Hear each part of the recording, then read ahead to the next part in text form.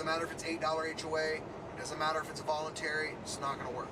Are there people doing it in HOAs? Yes. So when you see this video, I don't want you to think like, oh, well, my buddy Bob's doing it in an HOA successfully. Yeah, you're right. But that doesn't mean he's not going to be shut down. That doesn't mean it's scalable. Make sure if you're going to put all this time and energy and resources and money into a property, that is, you're running a scalable business model, first of all, and you're running in regulated zone markets, right? For Airbnb and or pad split. So pad split, you want to make sure that you're not an HOA. That's the biggest thing. Airbnb, you want to make sure you are in a regulated zone market for Airbnb. How do you find that out? You don't take my advice for it. You don't take anyone's advice for it. You actually talk to the city or county that you're in and ask them what the ordinance is. Go to Google, step one, and type in zoning department, and then give the zoning department a call and ask them if they can email you, or is there a website showing what the ordinance is for short-term rentals. Every county and city is different. So once we get to this property, I'm going to deep dive about how this went from pad split to Airbnb. So for you, you know that this content is driven for, it's a pad split property that is now getting converted into an Airbnb, and the reason why is because the HOA has shut the owner down because they can't do pad split in this community. But it is zoned and it is legal for them to do short-term rental. So we're making that conversion for her. We're going to stabilize that asset for her. This one isn't really going to be a cash flow play for her, and I'll get a little bit more into that once we get to the property and why. But we're at least going to be able to stabilize it, make sure all her fixed and variable costs are covered, and it'll be a win for her because she still gets tax depreciation, she still gets loan pay down, she's still going to have future leverage, so she can do like a cash out refinance or get like a PML to pull out her equity. She can sell the property on seller finance if she wants. There's still all these benefits that she gets the REIT from still owning and holding the asset. In a situation like this, I would never recommend someone to sell the property. Figure out how you can keep the property, let it recoup some of your costs by future appreciation, because we all know that's how you win in real estate. You win by future appreciation. Cash flow is for the birds. Like, yeah, cash flow is great and all, but we all know that in the climate we're in, it's getting harder and harder and harder to cash flow. So future appreciation, tax depreciation, which you get every time you own a property, you get a 27.5 year. The IRS gives you a 27.5 year depreciation. Look at that Cybertruck. Boom. Look at that Cybertruck. Boom. Yeah. those are hot right now, man. It's crazy, man. People are paying freaking 200 grand for those damn things right now. But it's funny, like we're sitting in a Tesla right now, and I love Tesla. I love Teslas. They're great cars, and I've owned it for 3.5 years. Thinking about getting another one.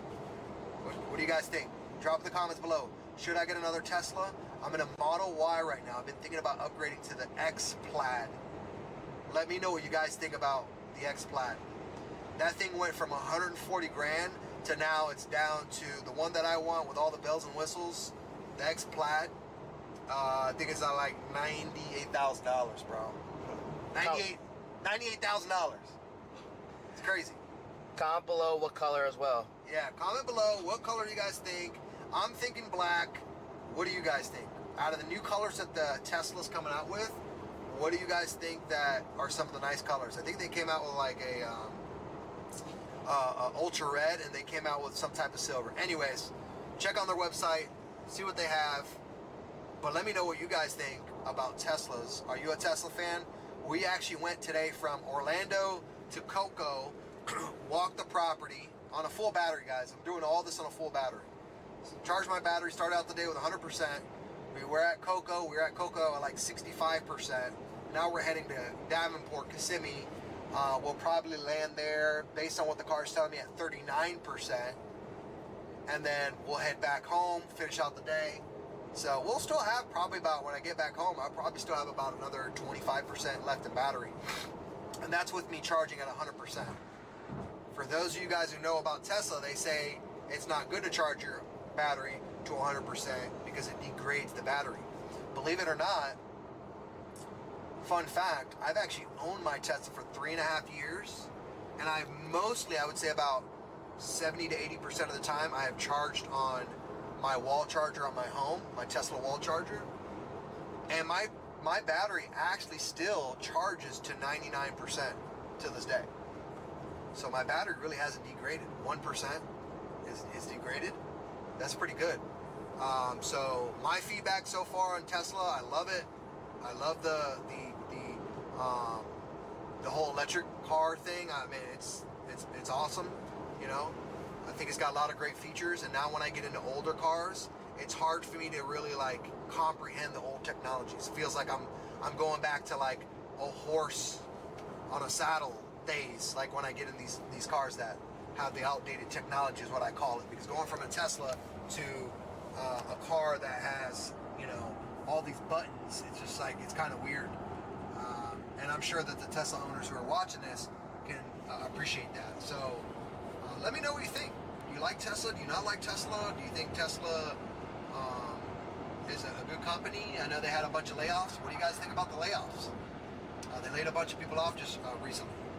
I know there's other companies laying off a lot of people. Do you think it's because of the economy? Do you think because they made too many cars and they weren't selling? I know they're offering actually last month they rolled out a 0% APR. We all know that's a hook to get people hooked in. But they rolled out a 0% APR for people who are buying a Model Y. What did you think about that?